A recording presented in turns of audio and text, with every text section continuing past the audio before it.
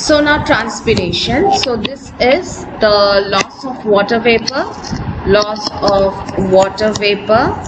from the aerial parts of the plants. Aerial parts from the aerial parts of the plants. Aerial parts means what? That is like which is in touch with the air, which is in contact with the air. Okay, these are the aerial parts. The stem will be the aerial part. Then roots are not aerial part. Leaves, all these things are aerial parts. Now the thing is that the ascent of sap can take place by transpiration in 3 ways. Number 1 is the stomatal transpiration. Now please ignore all these things, please.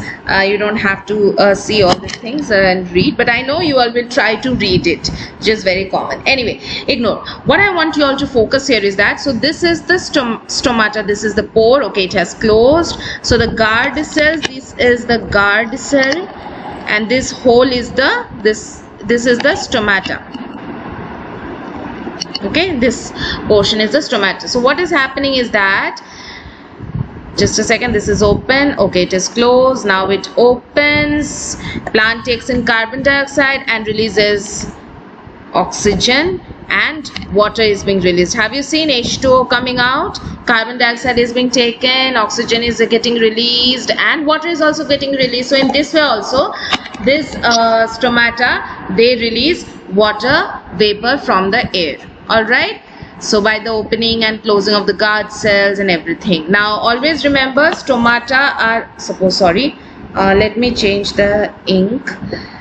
Suppose this is the leaf. Stomata are always present most in number in the underside of the leaf, okay, not on the above. Above also you will find some stomata, but they are lesser in number compared to the stomata which are present here in the underside of the leaf. Why? Because see, if maximum amount of stomata are present here on the upper side of the leaf, then due to the heat of the sun, these stomata, the guard cells, will always be open. And due to this, maximum amount of water will keep on going out of the plant. Right, so that's why the universe of God has made leaves in such a way that it is on the lower surface. Maximum amount of stomata are present on the lower surface of the leaf, so that this lower surface is basically not in direct contact with the sun. So as it is not in direct contact with the sun, so even if water is being lost by the plants, but still to considerable less amount. Understood? That's why you will find most of the stomata present on the lower surface of the leaf. I will definitely make you do an experiment at home related to this. Now moving ahead, so we have this one. So this is the leaf portion. So if we zoom out, you can see that the water moving out of the plant, of the leaf. Can you see? This is the stomata, this is the hole, this is the guard cell which is open. Okay, and these are the water, this is coming out. Understood? So in this way, water moves out of the leaves, that is, transpiration is taking place. Now the second type of transpiration is the cuticular transpiration. What is cuticular transpiration? This is a loss of water in the form of water vapor through the cuticle. Now this cuticle is a waxy layer on the surface of the leaf. Can you see? Isn't it something like paraffin, like a candle type wax layer? Isn't it? Here also you will see waxy layer. That as it is waxy layers, that's why the water has formed these droplets in this way. Otherwise the leaf would have soaked in the water and you wouldn't have been able to see such droplets. Okay, if suppose this wax layer is not present, then it would be like a paper itself, isn't it, or like a cloth which will soak in the water. But still you can see that here some droplets have been formed. So this is due to the presence of some waxy layer on the leaf surface, and these waxy layer also releases some amount of water vapor from the plants, and this is called the cuticle. Okay, next we go to transpiration through cuticle. You can see it's written here. Next we go to lenticular transpiration.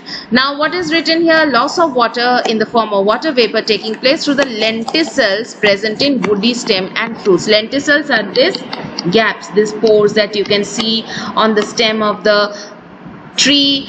Can you see? These are lenticels, these pores. From these pores also water vapor comes out of the plant. Now if you have closely noticed an apple, instead of just grabbing it and eating, so you can see certain these spots, like these pores will be present on the surface of an apple. So that is also a lenticel, and from here also water comes out. You can see lenticels, lenticular transpiration is taking place. Understood? So this is what is all about your lenticular transpiration from the woody stems and fruits. And now you see transpiration pull, the way the water is being pulled from the roots to the higher branches and then goes out of the atmosphere. That is the transpiration pull. Now you see, this is the root. If you zoom in, see, water is getting inside, okay, then it's going up. Then this portion, if you zoom in, you can see the water moving up. Then this water is moving up. This portion is this one. Can you see from the roots to the leaves how water is being pulled up, and then that water vapor goes into the atmosphere? This is a very beautiful animation for you all to understand about transpiration pull. Alright, so I think yes, another thing is there, that what are the factors that affects the rate of transpiration. So there are 4 factors, 1, 2, 3 and 4.